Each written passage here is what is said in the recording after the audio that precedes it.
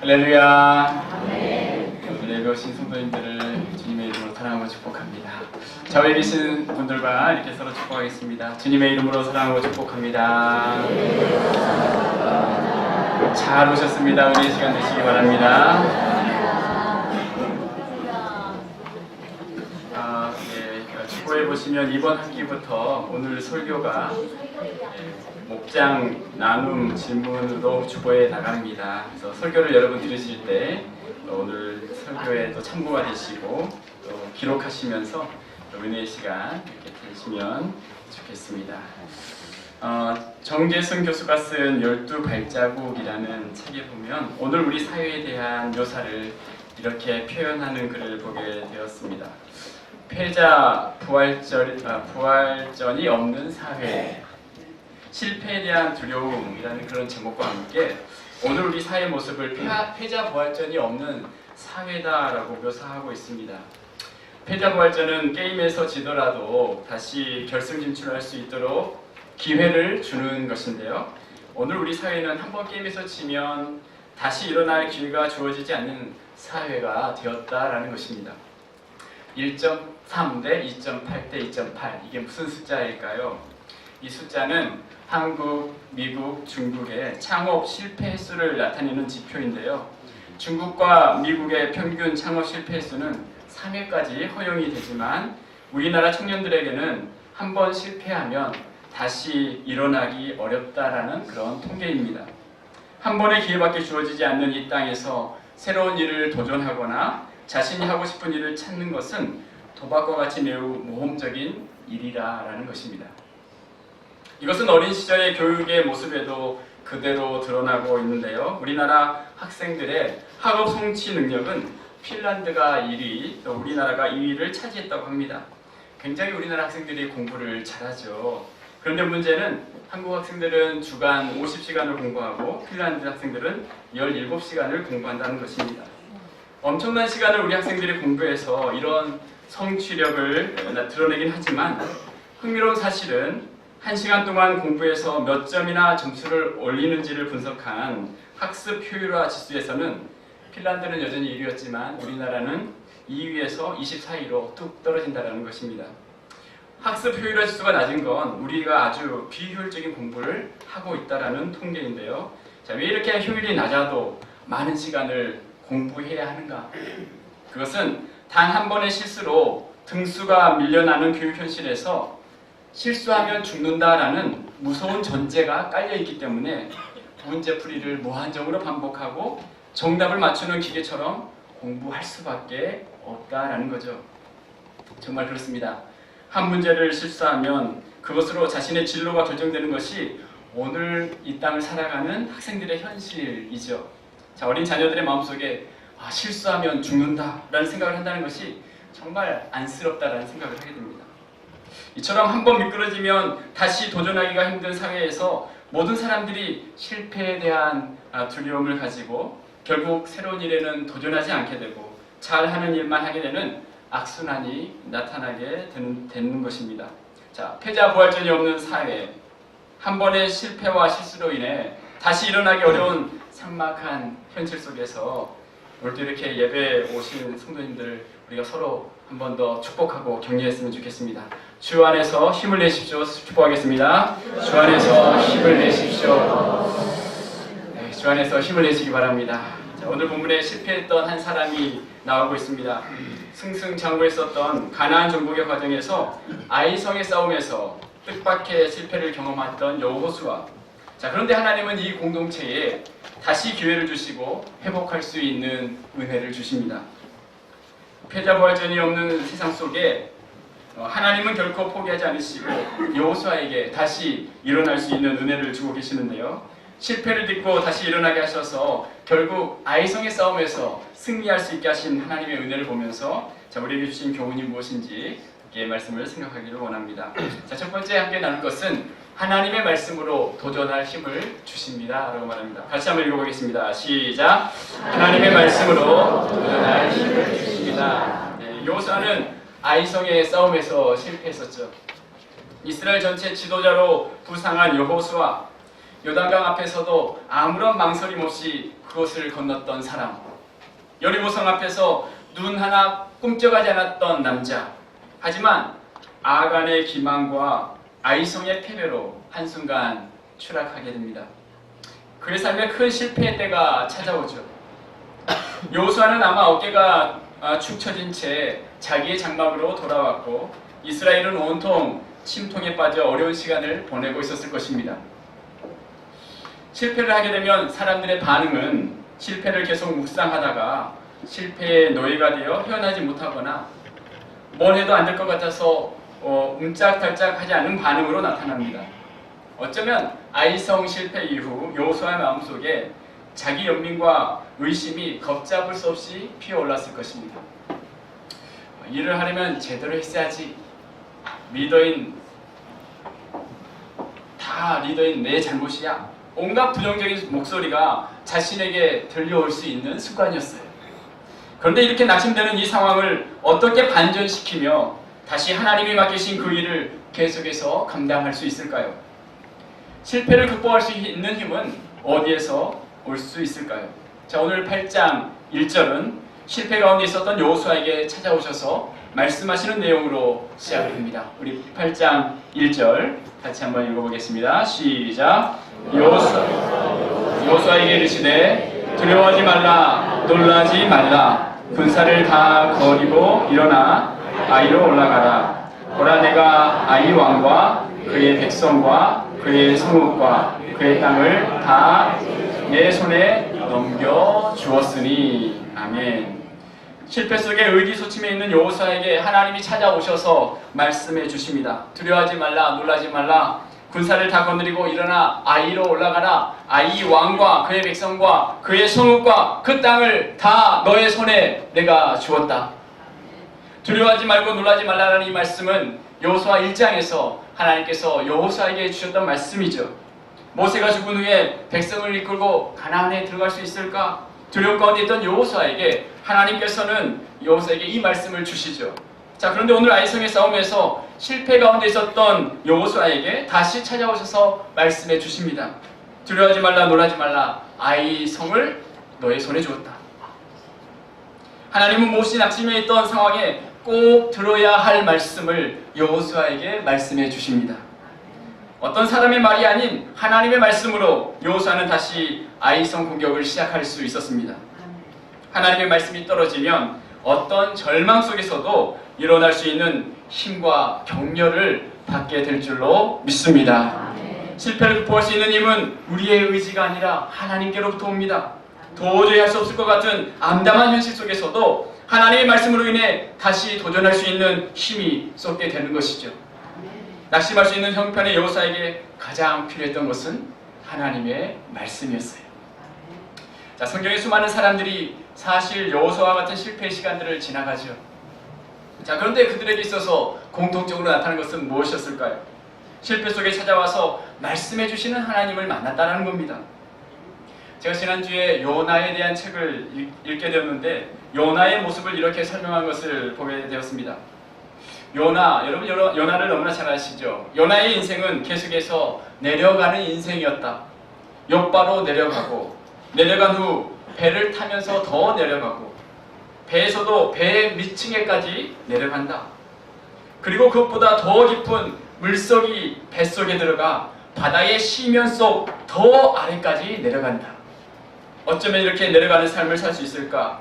완전한 실패의 모습이 요나의 삶에 있었지만 이 자리에서 다시 하나님이 말씀하시고 그의 바닥에서 하나님을 찾는 그 순간 회복의 은혜를 경험할 수 있게 된 것이다. 그렇습니다. 내려가고 또 내려가서 바닥에 실패를 경험한 요나의 인생이었지만 물 밑에 서든지 믿음에 서든지 그가 다시 오르기 시작하려면 그의 한계에 이르러야 했던 것처럼 요나는 그곳에서 하나님을 만나고 하나님께 기도합니다. 내려가도 어떻게 이와 같이 내려가는 시간을 만날 수 있을까? 그런 상황에 요나는 하나님을 만나게 되었던 것이죠. 여러분, 베드로는 어떠합니까? 밤새도록 그물질에서 물고기 한 마리도 잡지 못했던 베드로. 실패의 순간이었습니다. 그때 주님께서 찾아오셔서 베드로에게 말씀하시죠. 깊은 데로 그물을 내리라. 베드로가 말씀에 의지하여 그물을 내릴 때에 배가 가라앉을 만큼 놀라운 물고기를 잡는 역사를 경험하게 됩니다. 하나님을 피해 광야로 도망했었던 로데나무 아래에서 자신을 죽여달라고 했었던 엘리야, 그에게도 실패 순간이 있었습니다. 하나님은 그때도 여전히 하나님이 엘리야에게 가장 적합한 말씀으로 격려하시고 회복시켜 주셨던 것입니다. 자, 이처럼 모든 사람들에게 실패의 순간이 있었지만 결국 하나님의 말씀으로 이들을 만나주셨고 이들에게 회복의 은혜를 주십니다. 자, 오늘 실패한 여호수아에게 가장 필요했던 것이 바로 하나님의 말씀이었어요. 인생이 우리의 예상을 빗나가게 될 때, 바라던 대로 되지 않는 순간을 지나갈 때에, 자, 우리는 더욱 하나님의 말씀을 그래서 우리는 사모해야 합니다. 빈손으로 마음이 낮아질 때 말씀으로 격려해 주시는 하나님 앞에 우리가 설 수 있기를 바랍니다. 자, 그런 관점에서 보면 우리의 실패보다 중요한 것은 그 이후에 우리가 어떻게 대처하고 반응하는가입니다. 여러분, 누가 지려고 전쟁하겠습니까?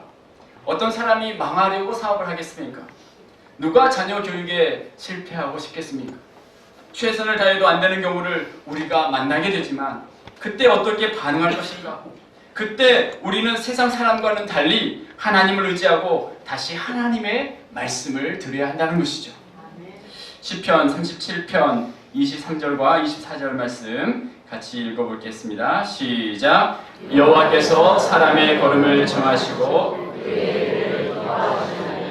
그는 넘어지나 아주 엎드러지지 아니함은 여호와께서 그의 손으로 붙드심이라. 아멘. 여러분, 누구든지 넘어질 수는 있죠. 실패할 수 있습니다. 그러나 아주 엎드러지지 아니함은 하나님께서 그의 손을 붙들고 계시기 때문이다라고 말씀하고 있습니다. 그래서 우리는 죄책감 구덩이 속으로 넘어지는 것이 아니라 우리는 하나님의 품으로 넘어져야 하는 것입니다. 그때 우리는 하나님 말씀으로 다시 회복시켜 주시고 은혜를 허락해 주실 줄로 믿습니다. 자, 우리 옆에 분에게 이렇게 축복해 볼까요? 하나님의 붙드시리라 믿습니다. 하나님이 붙드실 줄로 믿습니다. 맞습니다. 누가복음 15장에 보면 탕자 이야기가 나오죠. 아버지 품을 떠났던 둘째 아들, 그가 어떻게 고백을 합니까? 누가복음 15장 18절에 내가 일어나 아버지께 가서 이르기를 아버지, 내가 하늘과 아버지께 죄를 지었사오니, 이렇게 고백을 하죠. 허송세월을 보냈던 둘째 아들이 내가 일어나 아버지께로 가겠다. 저질러 놓은 일이 너무 많아서 어떻게 수습할 도리가 없었지만 실패한 인생이었지만 이제 일어나서 한 발을 내딛고 있습니다. 있는 모습 그대로 일어나 아버지께로 나가죠. 그때 이 아들에게도 회복의 역사가 있었던 것입니다. 사랑하는 여러분, 우리의 삶의 실패 시간들을 혹시 지나가고 계십니까? 그래도 나름대로 한다고 열심히 살아왔는데 이런저런 어려움으로 인해 낙심하고 있지는 않으신가요? 가정 문제, 직장 문제, 또 자녀 문제, 실패의 마음들이 우리의 마음에 여러분 찾아오진 않으셨습니까? 실패 순간에 하나님께서 여호수아에게 가장 적합한 말씀으로 말씀으로 힘을 다시 주셨던 것 같이 오늘도 우리에게 찾아오셔서 가장 적합한 말씀으로 말씀하시는 그 하나님의 말씀으로 회복을 경험하는 우리 모두가 되시기를 주님의 이름으로 축복합니다. 사실 약속의 땅은 우리의 완벽함이 아니라 하나님의 완벽하심에 따라 주어지는 것입니다. 우리는 때로 넘어질 수 있지만 그때에도 하나님께서 우리 안에 역사하심으로 주님 주시는 회복의 은혜가 풍성하시기를 주님의 이름으로 축복합니다. 자, 우리 두 번째 함께 생각할 것은 다시 아이성으로 그러나 하나님의 방법으로 도전하라 라고 말합니다. 같이 읽어보겠습니다. 시작. 다시 아이성으로 그러나 하나님의 방법으로 도전하라. 네, 아멘. 하나님은 여호수아에게 말씀하시죠. 실패한 여호수아에게 가장 적절한 말씀으로 위로해 주시고 다시 일어나게 하시죠. 자, 그런데 중요한 것은 실패했던 아이성에 대해서 하나님은 어떻게 말씀하실까요? 자, 2절부터 4절입니다. 시작. 너는 여리고와 그 왕에게 행한 것 같이 아이와 그 왕에게 행하되 오직 거기서 탈취할 물건과 가축은 스스로 가지라. 너는 아이성 뒤에 복병을 둘지니라 하시니 이에 여호수아가 일어나서 군사와 함께 아이로 올라가려 하여 용사 33만 명을 뽑아 밤에 보내며 그들에게 명령하여 이르되 너희는 성읍 뒤로 가서 성읍을 향하여 매복하되 그 성읍에서 너무 멀리 하지 말고 다 스스로 준비하라. 아멘. 자, 하나님은 아이성으로 여호수아를 가게 하지요. 여러분, 아이성은 여호수아에게 있어서 할 수 있으면 안 가고 싶은 장소였어요. 리더로서 패배의 아픔이 있는 곳, 다시 돌아가고 싶지 않은 그런 장소였습니다. 자, 그런데 하나님은 그곳으로 다시 올라가라, 그것을 다시 공격하게 하시죠. 엊그제 우리 애들이 TV를 보고 있어서 잠깐 보게 되었는데요. 집사부 일체라는 프로그램이었습니다. 그때 이상화 선수 편이었는데 작년 평창 올림픽, 여러분 스피드 스케이팅 500m에 출전했었던 올림픽 상관왕을 목표로 했었던 선수였죠. 모든 국민들이 관심이 집중되었던, 그런데 아쉽게 여러분 상관왕이 되지 못하고 은메달을 땄던 그런 기억이 있습니다. 그런데 이 선수가 올림픽이 끝난 지 1년이 되었어도 아직도 한 번도 자신의 경기를 되돌려서 보지 못하고 있다는 거예요. 그 자신의 실수를 다시 보는 것이 너무나 어렵다. 그것을 직면하는 것이 너무나 어려운 일이었다라는 것이었습니다. 자, 그 프로에서 그 장면을 다시 보게 하도록 도왔었는데요. 얼마나 그것을 보면서 긴장을 하는지, 이렇게 과거의 실패를 다시 직면한다는 것은 너무나 어려운 일이죠. 이미 그것에 대한 트라우마가 생겼기 때문에 대면할 수 있는 것은 쉽지 않았던 것입니다. 여호수아도 그러했을 것입니다.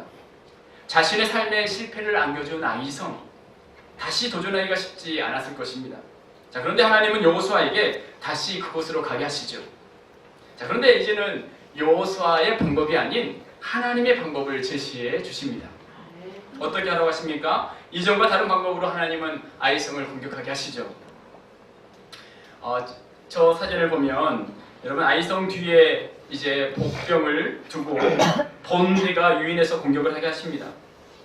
3만 명의 군사가 몰래 와서 아이성 서쪽에 잠복하고 5천 명을 베델과 아이성 중간에 세워놓습니다. 주력 부대는 아이성을 공격하다가 도망하는 것처럼 유인하고, 그때 숨어있는 복병이 아이성을 치며 합동으로 이곳을 이제 공격했던 것이죠. 이전에 패할 때에는 여호수아는 정탐꾼들의 정보를 의지합니다. 그런데 이번에는 하나님이 방법을 알려주십니다. 이전에는 하나님 말씀을 듣기 위해 여호수아가 엎드리지 않았지만 이번에는 하나님께서 먼저 말씀해 주셨고 그 말씀을 듣고 순종하죠. 이전 공격에는 이스라엘 백성들이 아이성 정도면 3,000명만 가도 되겠다, 교만한 마음을 가지고 있었지만 이제는 전 병력을 투입하게 하시면서 교만이 아닌 겸손한 모습으로 가게 하죠. 이전에는 아간의 범죄로 이스라엘 전체에 죄의 영향력이 흘러갔지만 이제는 그 모든 잘못을 제거하고 정결케 됩니다. 하나님은 이제 다른 방법을 말씀하시면서 다시 아이성을 도전하게 하십니다. 사실 우리 모두에게는 돌아가기 싫은 아이성이 있습니다. 패배의 트라우마로 아이성이라는 말만 들어도 싫은 것, 피해가고 싶은 것들이 우리에게 있을 수 있죠. 직면하고 싶지 않은 그와 같은 문제들이 있습니다. 우리를 위축하게 하고 주저하게 만드는 그와 같은 일들을 만나게 됩니다.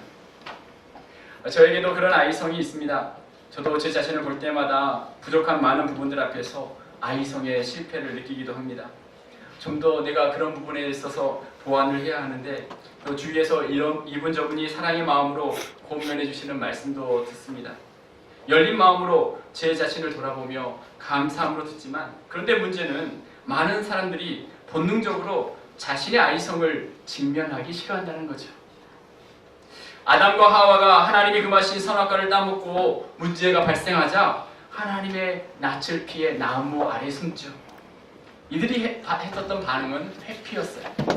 문제를 해결하기 위해 그 문제를 직면하고 하나님 앞에 자신의 잘못을 인정하면서 하나님께 문제를 가지고 직면하면서 나아가야 했지만, 그러나 인간의 본능적인 태도는 문제를 직면하기보다는 그 문제에 대한 회피, 이것이 아담과 하와에게 나타났던 반응이었습니다. 고등학생 아이가 시험을 봤는데 완전히 망쳤습니다. 어려운 환경에서 학원비 내주시고 도와주신 부모님 생각하면 얼굴을 들을 수가 없어요. 그래서 어떻게 해야 하나요?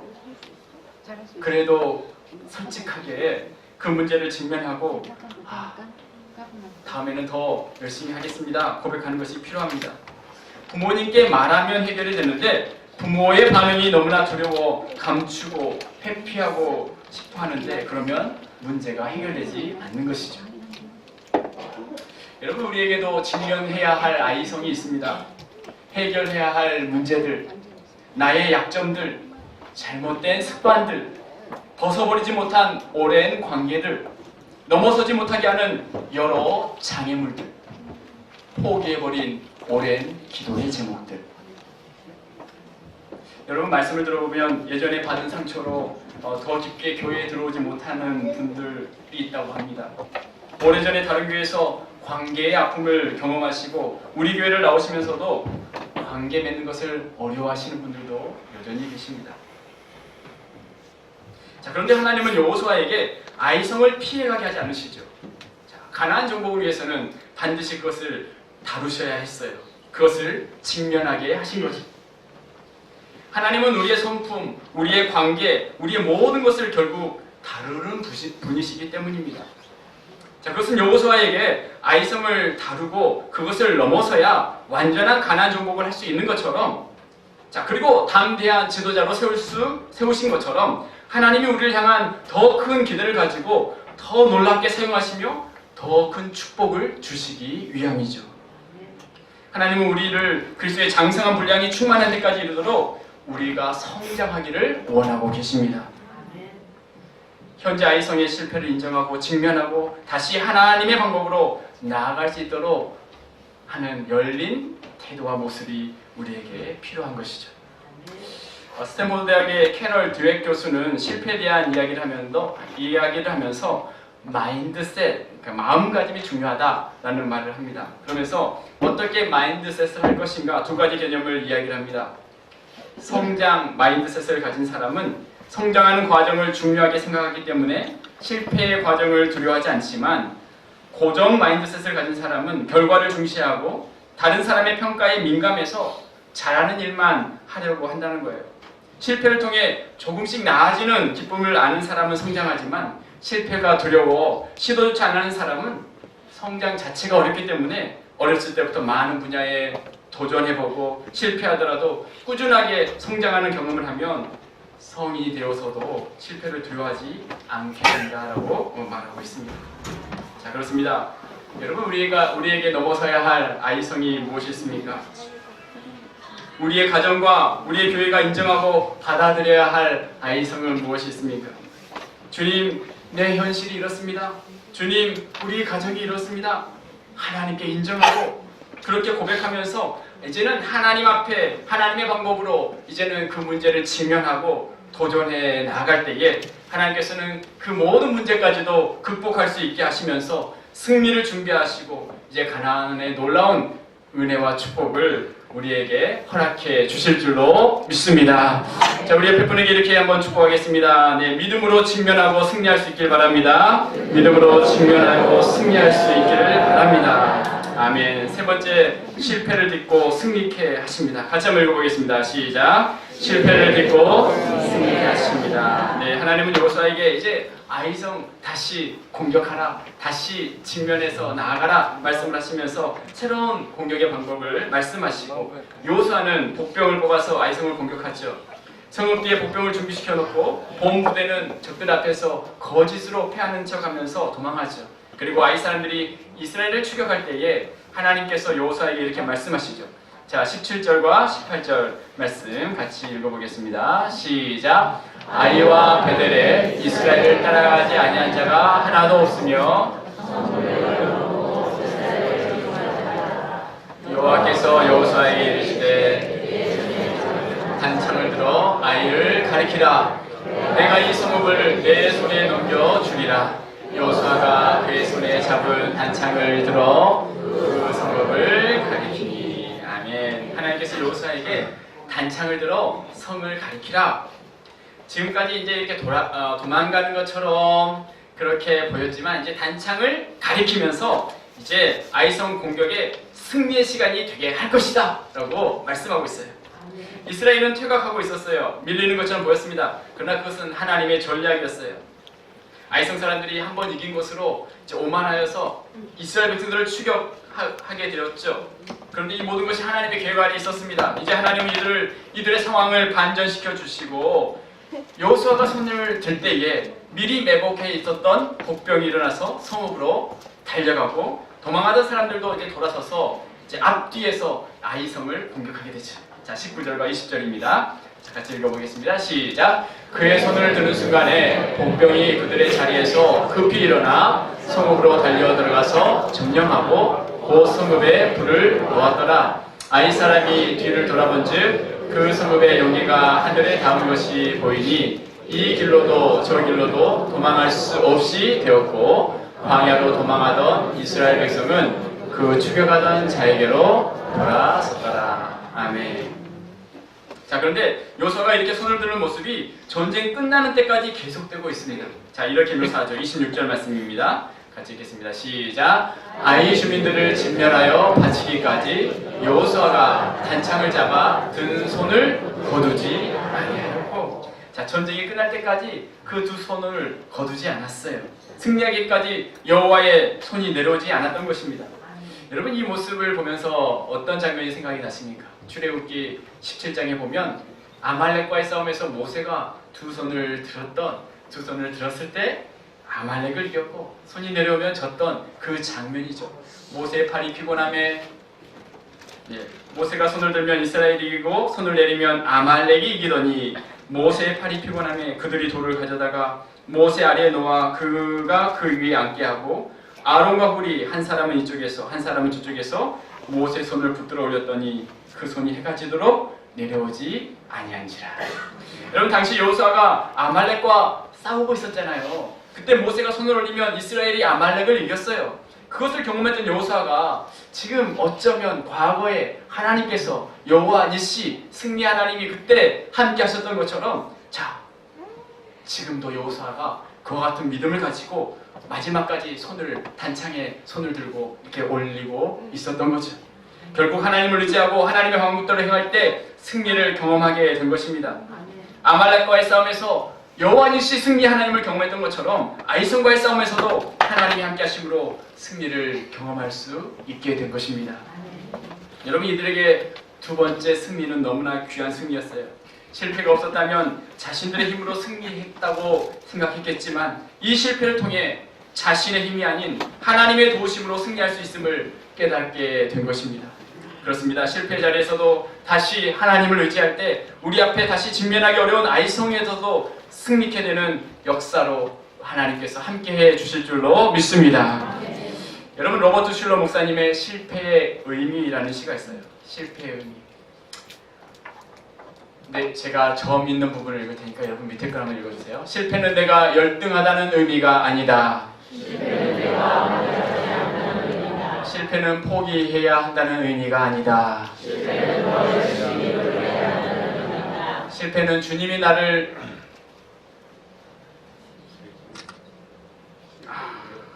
그 앞에 것이 제 뒤를 보여주셨습니다. 처음부터 다시 하겠습니다. 실패는 내가 실패라는 아마 지워버리신 것 같습니다. 제가 다시 읽어드릴게요. 실패는 내가 실패라는 의미가 아니다. 실패는 내가 아직 성공하지 못했다는 의미이다. 실패는 아무것도 이루지 못했다는 의미가 아니다. 실패는 뭔가 배웠다는 의미이다. 실패는 내가 바보라는 의미가 아니다. 실패는 실험할 믿음이 충분하다는 의미다. 그 다음에 이제 실패는 내가 열등하다는 의미가 아니다. 실패는 내가 완벽하지 않다는 의미다. 실패는 포기해야 한다는 의미가 아니다. 실패는 더 열심히 노력해야 한다는 의미다. 마지막에 실패는 주님이 나를 버리셨다는 의미가 아니다. 실패는 주님의 뜻이 더 좋다는 의미다.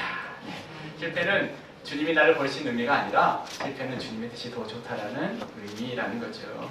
그렇습니다. 여호와의 실패의 시간이 오히려 주님의 뜻이 더 좋음을 깨달을 수 있는 그런 시간이었습니다.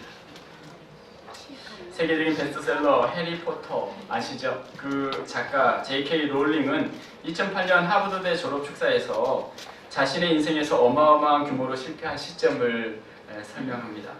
유난히 짧았던 결혼 생활은 안에서부터 무너졌고 나는 직장도 없이 혼자 아이를 키워야 했으며 노숙자가 아닌 상태로 현대 영국에서 겪을 수 있는 극한의 가난을 겪고 있었습니다. 그러나 그녀는 이렇게 덧붙이죠. 그때 나는 중요했던 유일한 작품을 완성하는데 온 힘을 기울였습니다. 내가 다른 부분에서 하나라도 성공을 거두었다면 진정한 나의 영역인 이 분야에서 성공해야겠다는 일념을 갖지 못했을 것입니다. 그녀의 글쓰기 성공은 여러 실패 위에 세워진 것이었다는 것이죠. 사랑하는 여러분, 우리의 삶 속에 겪는 실패의 환경 속에서 오늘도 우리에게 다가오셔서 말씀해 주시는 그 부드러운 주님의 말씀, 그 하나님의 음성으로 인하여서 우리가 다시 한번 회복되어서 아이성을 위한 도전을 향해 모두가 나아갈 수 있는 우리 모두가 되시기를 주님의 이름으로 축복합니다. 실패도 하나님 안에 있을 때 또 다른 축복의 통로가 되며 하나님의 역사를 경험하게 되는 놀라운 은혜가 되는 줄로 믿습니다. 하나님의 은혜가 은혜 안에 승리하는 복된 삶이 되시기를 주님의 이름으로 축복합니다. 옆에 분에게 이렇게 축복하겠습니다. 네, 자, 희망을 잃지 않고 다시 도전합시다. 시작. 희망을 잃지 않고 다시 도전합시다. 아멘. 기도하겠습니다.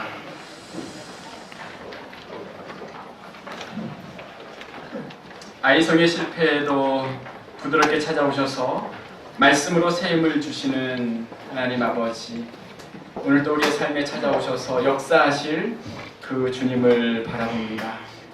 실패에 갇혀있지 않게 하여 주시고 넉넉히 이겨나갈 수 있는 믿음과 힘을 허락하여 주옵소서. 새학기 아버지, 이제 새롭게 도전하며 믿음으로 나갈 수 있는 우리 모두가 될 수 있도록 축복하여 주옵소서. 예수님의 이름으로 기도드리옵나이다.